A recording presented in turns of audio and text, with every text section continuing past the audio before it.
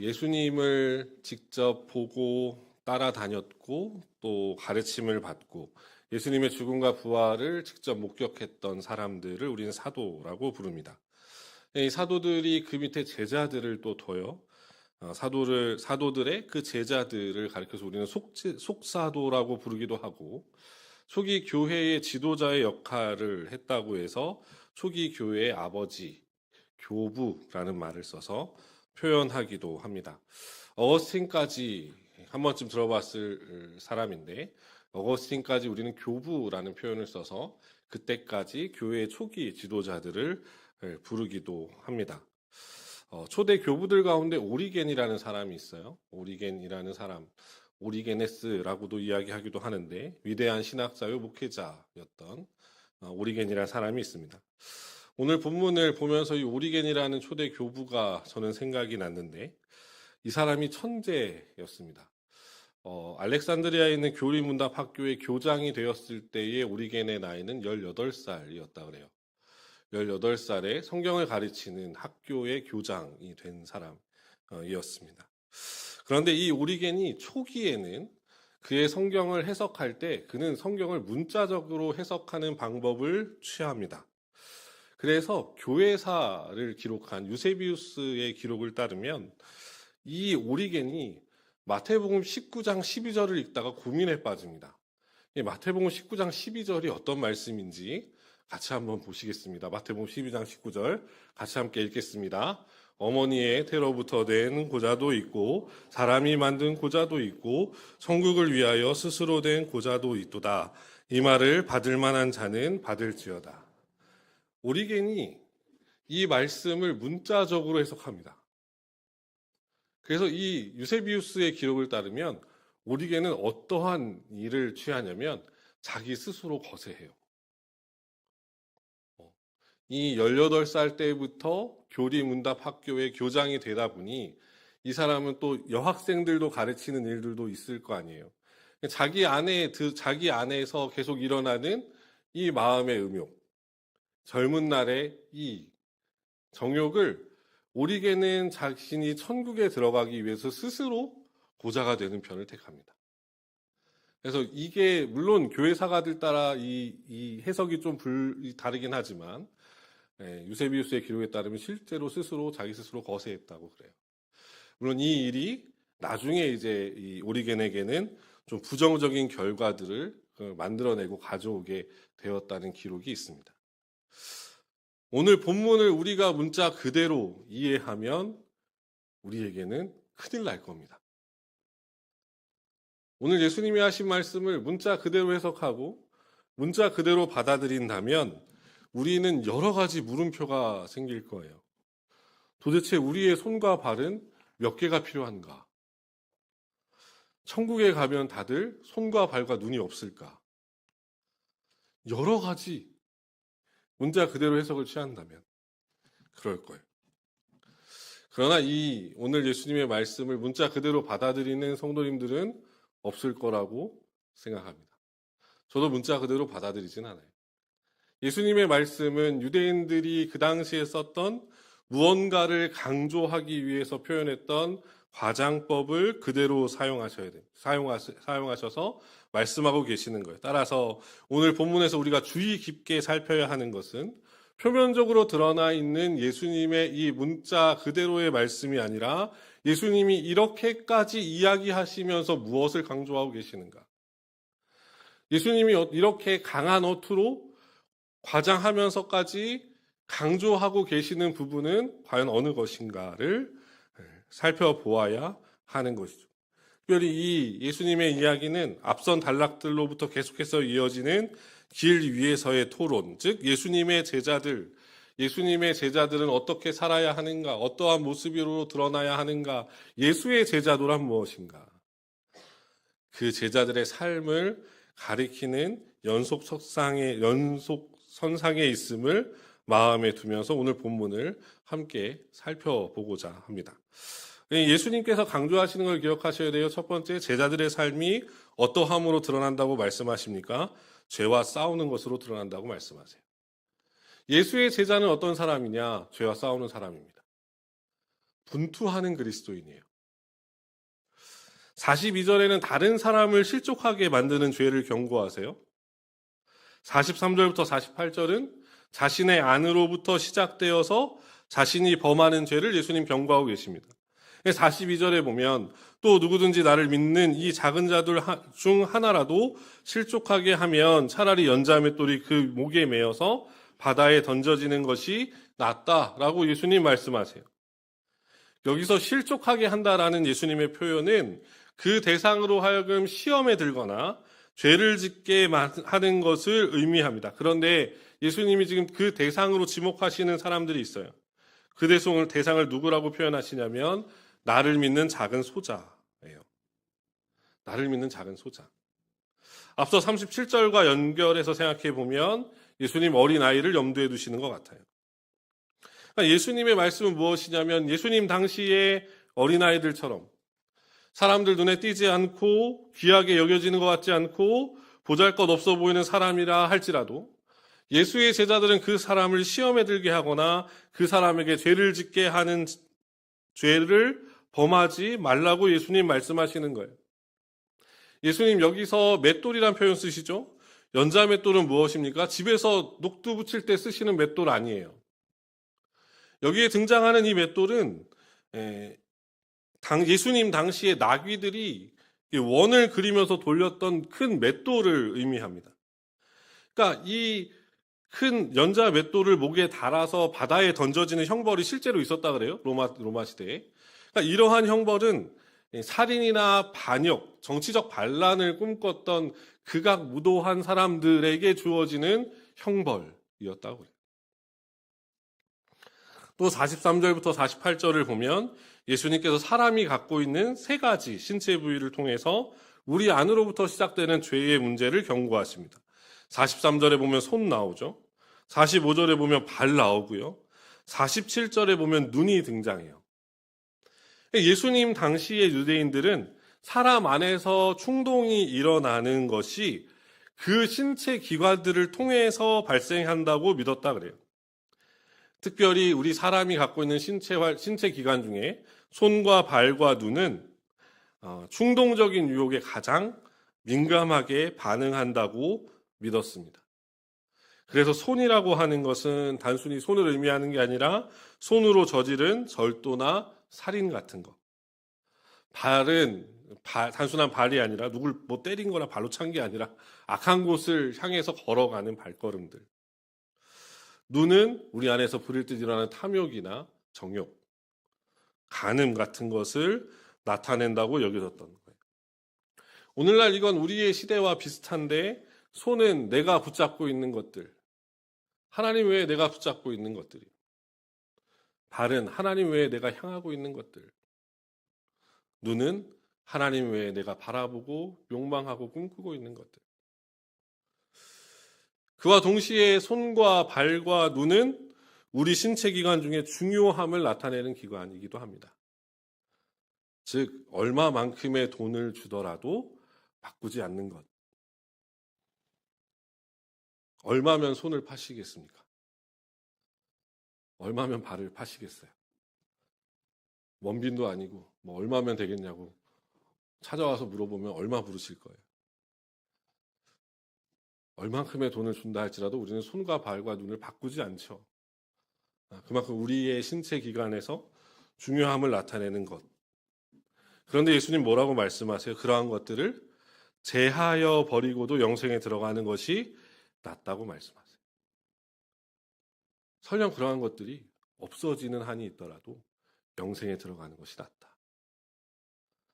예수님의 이 말씀, 표면적으로는 그의 제자들이 죄와 싸우는 사람들이라는 것을 보여주지만 조금 더 안을 들여다보면 내가 지금 이 길을 제대로 걷고 있는지, 예수의 뒤를 올바르게 따라가고 있는지, 예수의 제자로서의 삶을 걷고 있는지 그렇지 않는지를 보여주는 몇 가지 중요한 표지들이 있다는 것을 우리에게 말씀해 주세요. 첫 번째 표지가 무엇이냐면 우리가 예수를 믿은 이후에 존재적으로 변화한 자들임을 믿고 있는가 하는 거예요. 내가 변화된 사람이라는 걸 믿냐는 거예요. 우리가 예수 믿은 이후로 예수 믿기 전과 믿은 이후가 완전히 존재적으로 바뀌어진 사람이라는 것을 나는 믿고 있는가, 확신하고 있는가. 이전보다 조금 나아진 사람, 조금 더 도덕적으로 바뀌어진 사람이 아니라 내면으로부터 존재적으로 완전히 바뀌어진 사람. 그것이 무엇으로 드러난다는 거예요? 죄와 싸우는 것으로 드러난다는 거예요. 예수를 믿는 내가 어떠한 사람인지 안다면, 내가 그것을 확신한다면 우리는 죄와 싸우는 길을 걸어갈 수밖에 없다는 게 예수님의 논리예요. 질문을 하나 드려볼게요. 우리는 죄를 지을 수밖에 없는 사람입니까? 우리는 죄를 지을 수도 있는 사람입니까? 다시 말씀드릴게요. 우리는 죄를 지을 수밖에 없는 죄인입니까? 아니면 우리는 죄를 지을 수도 있는 죄인입니까?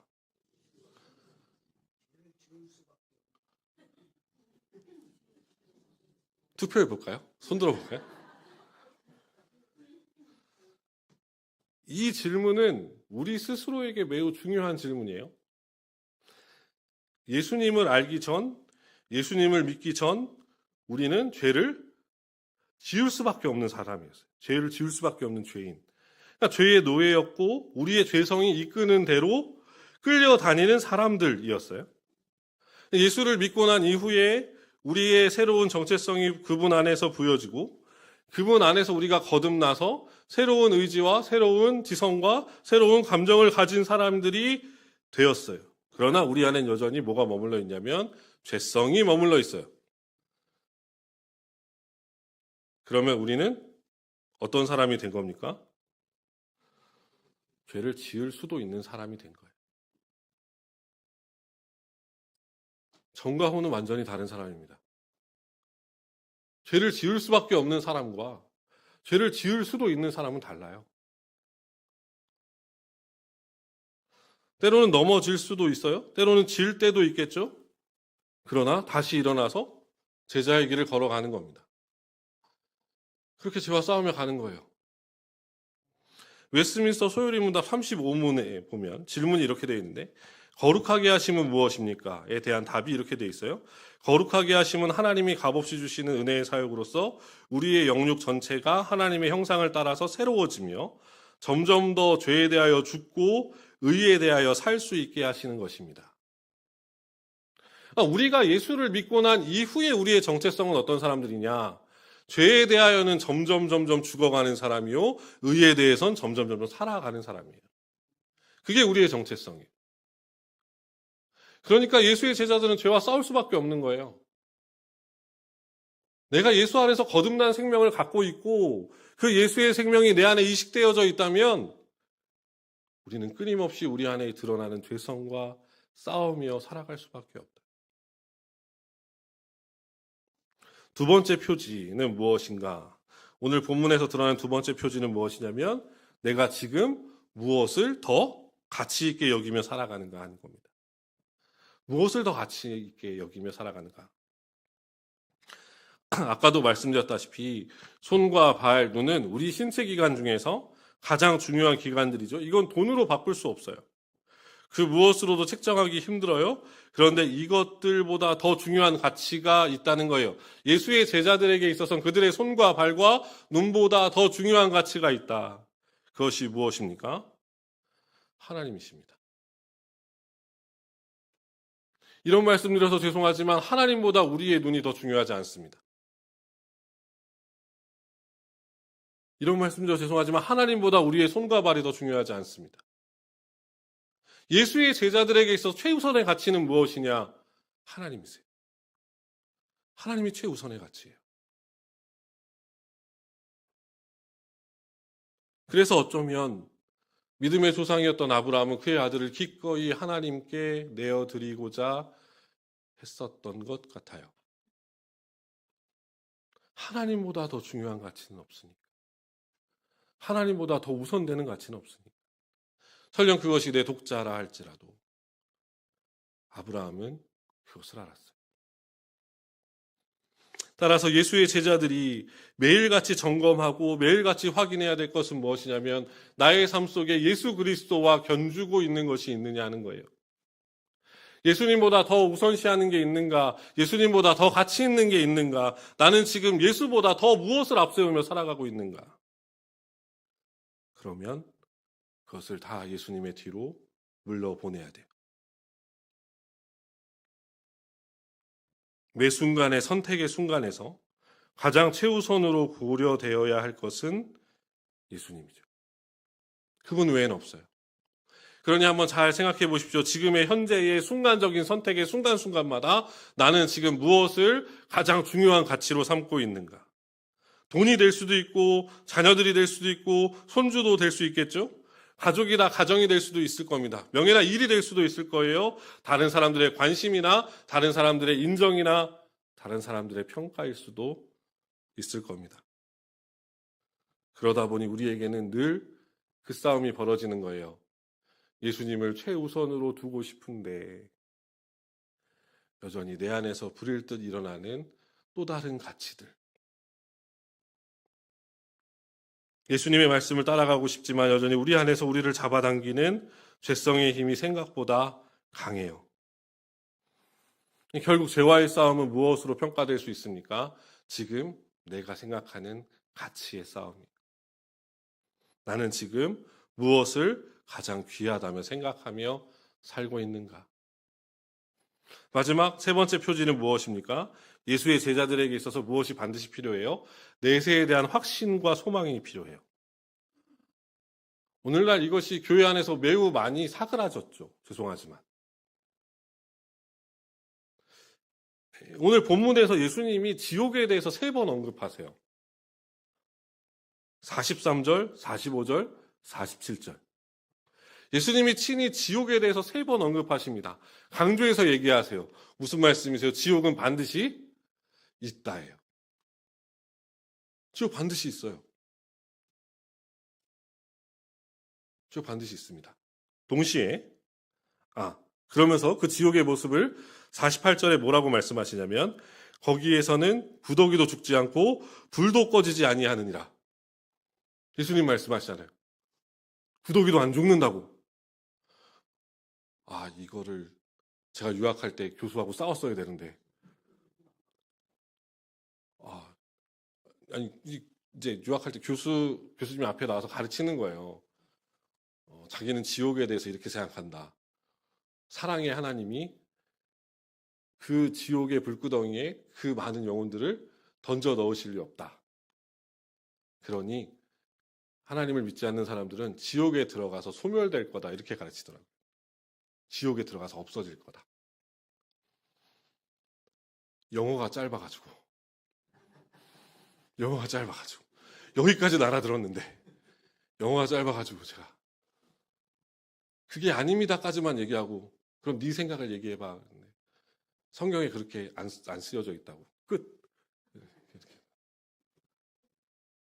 예수님 말씀하시잖아요. 구더기도 안 죽는다. 소멸하지 않아요. 소멸이 어디 있어요? 예수님께서 말씀하셨잖아요. 불도 안 꺼져. 구더기도 죽지 않아. 동시에 예수님께서 똑같이 3번을 반복해서 말씀하세요. 43절, 45절, 47절을 다시 보면 43절, 45절에 무엇을 강조하십니까? 영생에 대해서 말씀하세요. 그리고 그 영생이 47절에 뭐라고 말씀하세요? 하나님의 나라에 들어가는 것. 예수님 뭐라고 말씀하시는 거예요? 영생은 있다. 천국은 있어. 하나님의 나라는 반드시 있다. 너희들이 죽은 이후에 가야 할 그 나라가 반드시 있다.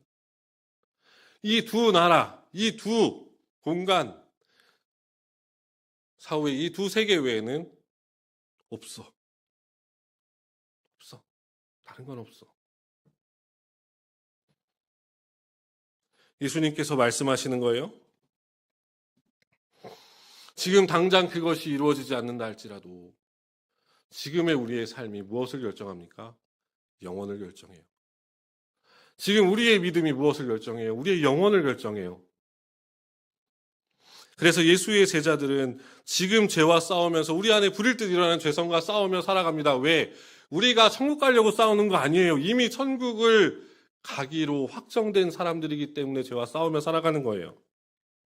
우리의 영혼이 보장되어 있는 사람임을 알고 믿고 그것을 따르며 살아갈 때 어쩔 수 없이 죄와의 싸움이 일어날 수밖에 없다는 거예요. 예수의 제자들은 나그네와 같은 이 땅에 미련을 두지 않습니다. 이 땅의 것에 마음을 두지 않아요. 왜 그렇습니까? 그들은 이 땅이 그들에게 영원한 처소가 아님을 알고 있기 때문에 그래요. 저희 아버지 태어나실 때 차 타고 오면서 인천시청 쪽에 청약이 있거든요. 청약 공고가 떴거든요. 저희 아버지가 너 꼭 거기 넣어봐라. 너무 비싸서 못 넣었어요. 너무 비싸요. 경쟁률이 3대1이 넘었어요. 그 이야기를 이제 아버지 태어나는 길에 이제 모시고 오면서 하는 거예요.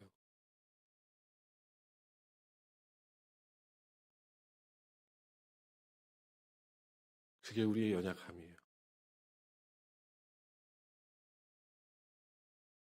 나그네와 같은 인생길이라는 거 다 알아요. 이 땅의 것 아무것도 못 가지고 하나님 나라에 들어간다는 거 우리 다 알아요. 그럼에도 불구하고 우리의 시선은 자꾸만 이 땅의 것들에 꽂혀 있어요. 자꾸 이 땅의 것들에 미련을 두고요. 마치 롯의 아내처럼 계속해서 뒤를 되돌아봐요. 그러나 사랑하는 성도님들, 우리가 예수의 제자라면 우리가 들어갈 영원한 그 처소가 있다는 것을 확신한다면 우리는 이 땅에 마음 둘 곳이 없습니다. 이 땅에 미련 둘 것이 없어요. 도리어 양보하고 베풀고 나누어 줍니다. 당장의 쾌락에 목숨 걸지 않아요. 세상의 기준과 가치에 동조하거나 박수치지 않습니다. 왜 그렇습니까? 예수의 제자들에게 있선 영생에 대한 사모함이 있기 때문에 그래요. 이 땅의 희생이 우리의 삶의 영원이 아니기 때문에 그렇습니다. 이러한 예수의 제자들의 모습을 이해하고 그 길을 걸어갈 때 우리는 오늘 본문의 결론과도 같은 49절과 50절의 말씀을 이해할 수 있습니다. 이것이 우리가 나눌 마지막 이야기인데, 특별히 49절은 마가복음에만 등장해요. 다른 복음서에는 등장하지 않습니다.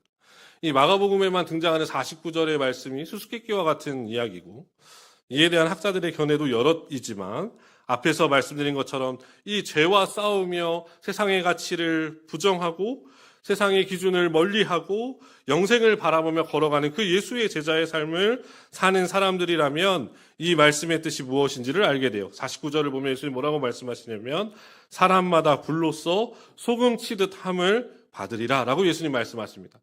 갑자기 뜬금없이 소금이 등장하고 불이 등장하죠. 예수님의 이 이야기를 그냥 쉽게 전달하면 예수님의 이 말씀은 이 제자의 길을 걸어가는 것이 매우 어렵다는 겁니다. 이 제자의 길을 걸어가는 것이 결코 쉽지 않다는 거예요. 많은 학자들은 이 말씀이 레위기 2장 13절을 배경으로 하고 있다는 데 동의하는데, 레위기 2장 13절을 보면 이렇게 말씀해요. 내 모든 소재물에 소금을 치라. 내 하나님의 언약의 소금을 내 소재에 빼지 못할지니 내 모든 예물에 소금을 드릴지니라. 레위기에서 소재 드릴 때의 규정인데, 이것이 신약시대에 넘어와서 로마서 12장에 보면 사람에게 있어서 단순히 하나님을 예배하는 것이 그들의 예물을 드리는 것으로 하나님 만족하시는 것이 아니죠. 하나님 기뻐하시는 것이 아니죠. 로마서 12장에 사도 바울은 뭐라고 말씀하십니까? 그 예물을 드리는, 예배하는 그 사람이 곧 뭐라고 얘기해요? 재물이라고 얘기합니다. 너희가 곧 하나님 앞에 산 재물이라고 얘기를 합니다. 그리고 이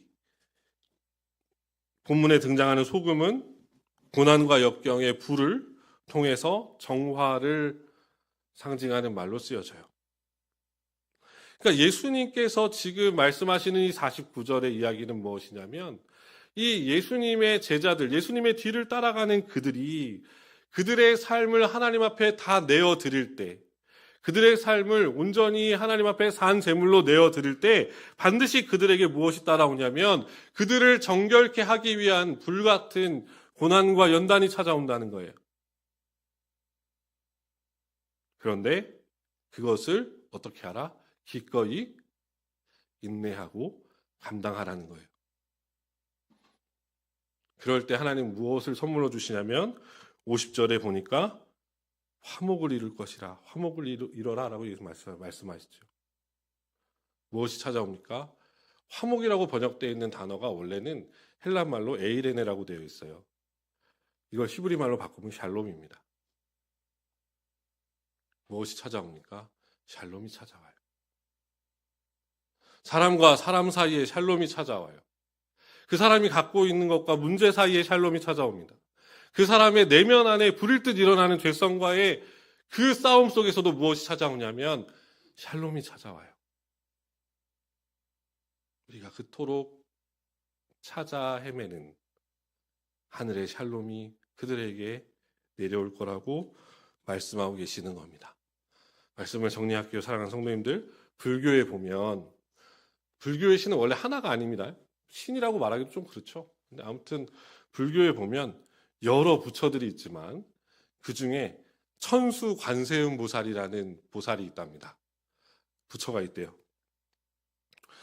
이 부처의 눈과 손은 자비로움과 구제의 힘이 끝이 없다라는 걸 상징하는데, 그것을 보여주기 위해서 그 불상 보시면 손이 되게 많은 불상이 있을 거예요. 저만 아나 모르겠는데 양쪽에 손이 20개씩, 어떤 불상에는 21개씩 있다고 그럽니다. 그래서 도합 40개의 손이 있거나 42개의 손이 있는 그 불상이 천수 관세음 보살이라는 불상이래요. 그런데 이 손마다 뭐가 있냐면 눈이 있는데 그 손 하나가 상징하는 게 25개의 존재랍니다. 그래서 손이 40개니까 하나당 25개니까 1000이 되는 거예요. 그래서 천수 보살 이렇게 얘기하는 거라고 하더라고요. 그래서 이 천수 보살이 자신에게 지옥의 고통에서 벗어나게 해달라거나 소원을 말하면 그것을 이루어주고 들어주는 보살이 이 천수 보살이라고 그래요. 그런데 오늘 예수님 뭐라고 말씀하십니까? 아무리 손이 많아도 사람을 구원할 길이 없다고 예수 말씀하세요. 아무리 도울 손이 많아도 인간을 구원할 수 없다 예수님 말씀하시죠. 손이 1000개가 있어도 지옥에서 벗어날 길이 없다고 말씀하세요. 더욱이 우리는 어떤 사람들입니까? 우리의 손과 발을 다 잘려나간다 할지라도, 우리의 눈이 뽑힌다 할지라도 지옥의 영원한 고통에서 벗어날 수 없었던 자들이었다고 성경은 말하죠. 그래서 한 분이 친히 불 가운데로 들어가십니다. 고난과 심판의 한 가운데로 들어가시죠. 그분이 누구십니까? 예수님이십니다. 그분의 손이 우리 손 대신 못에 박히셨고, 그분의 발이 우리의 발 대신 못 박히셨고, 그분의 몸은 나무 위에서 찢겨지셨습니다. 그러니 사랑하는 성도님들, 예수 안에 거듭난 우리가 사랑해야 할 것은 세상의 것이 아니라, 나 자신의 쾌락과 욕망이 아니라 예수의 십자가입니다. 내가 바라보아야 할 것은 세상의 부귀 영화와 찬란함과 화려함이 아니라 이 세상 그 무엇과도 비교할 수 없는 하나님 나라의 영광입니다. 그래서 우리의 발은 계속해서 그 십자가의 길을 걸어가야만 합니다. 사랑하는 성도님들, 죄와 싸우십시오. 넘어질 때도 있을 겁니다. 쓰러질 때도 있을 겁니다. 그러나 다시 십자가 붙드십시오. 하나님 나라 바라보고 그 영생의 복락을 붙드십시오. 십자가를 붙드는 자들의 손과 발뿐만 아니라 영혼을, 영생을 하나님께서 친히 책임지십니다. 그 하나님의 약속은 변함없습니다. 그 약속을 신뢰하고 그 하나님을 굳게 붙잡으며 예수님의 뒤를 겸손히 따라가는 예수 제자의 길을 걷는 저 여러분 되시길 우리 주님의 이름으로 축원합니다. 같이 함께 찬양하겠습니다.